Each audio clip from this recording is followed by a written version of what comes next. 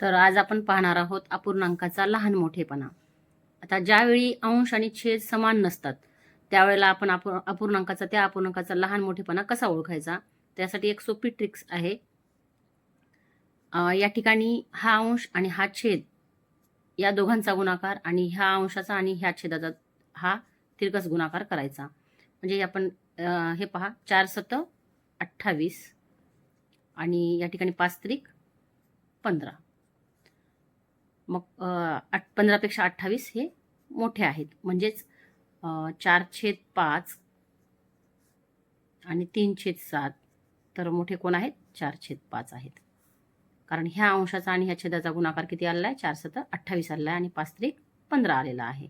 म्हणजे 28 मोठे आहेत, म्हणजे 4/5 मोठे आहेत. अशा पद्धतीने आपल्याला अशी ट्रिक्स वापरून सुद्धा आपला अंश आणि छेद समान नसताना कोणता अपूर्णांक मोठा आहे आणि कोणता लहान आहे हे आपल्याला सांगता येते. आता या ठिकाणी 5/6 आहे आणि 4/3 आहे. आता या दोघांमध्ये लहान कोण आणि मोठे कोण आता ओळखता येते आपल्याला. हा आता 5 त्रिक 15 आणि 4 सख 24. तर 24 मोठे आहेत, म्हणून 5/6 आणि 4/3 मध्ये मोठे कोण आहेत? तर 4/3 मोठे आहेत. तर अशा अपूर्णांकाच्या वेळेस आपल्याला काय करता येईल की दशांश चिन्हामध्ये सुद्धा किंवा दशांश रूप घेऊन आपल्याला या अपूर्णांकांची तुलना करता येते की लहान कोणता आणि मोठा कोणता. तर पहा, 8 ना आपल्याला 5 ला भाग घालायचा आहे, म्हणजे 0.50 झाले. 8 स 48, 2 उरले 20 झाले. 8 दुनी 16, 4 उरले 40 झाले. 8 पंचे 40, म्हणजे हे किती आले? 0.625 आलेला आहे. आता 4/3 ला 3 1 3 आणि त्याच्यानंतर 1 उरला. 3 त्रिक 9, म्हणजेच आणखी 1 उरतो. 3 त्रिक 9 म्हणजे 1.33. त्यानंतर 2 1 2, 2 त्रिक 6, 1 उरला. 2 पंचे 10. आता 12 9 ला भाग जात नाही. 0. 12 84, 6 उरले. 12 पंचे 60, म्हणजेच 0.625, 1.33, 3.5 आणि 0.75. आता आपल्याला या ठिकाणी जर चढता क्रम लावा म्हटलं असतं तर आपण चढता क्रम लावत असताना सगळ्यात लहान कोण आहेत?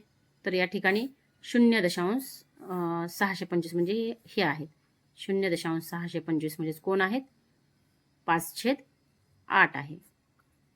त्याच्यानंतर त्याच्यापेक्षा मोठे कोण आहेत? 0.75 म्हणजेच 9/12. 0.75.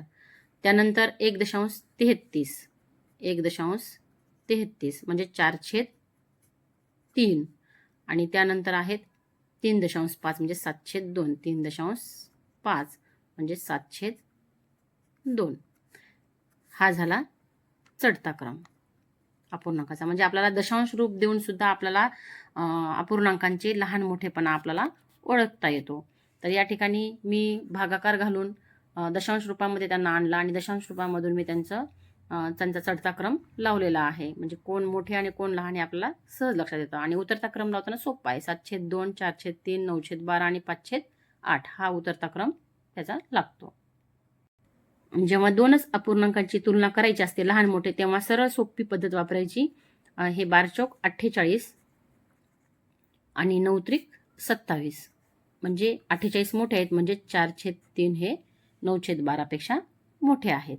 अशा पद्धतीने सोप्या पद्धतीने हे आपण दोन अपूर्णांकांची तुलना करू शकतो.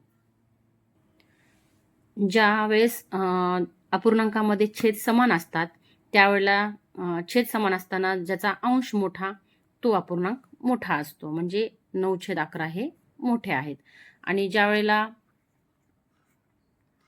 5/8 आणि या ठिकाणी आहे 5/10, तर अशा वेळेला काय होतं की ज्याचा अंश समान असताना ज्याचा छेद लहान तो मोठा अपूर्णांक असतो. म्हणजे या ठिकाणी 5/8 हे मोठे आहेत. कळालं का?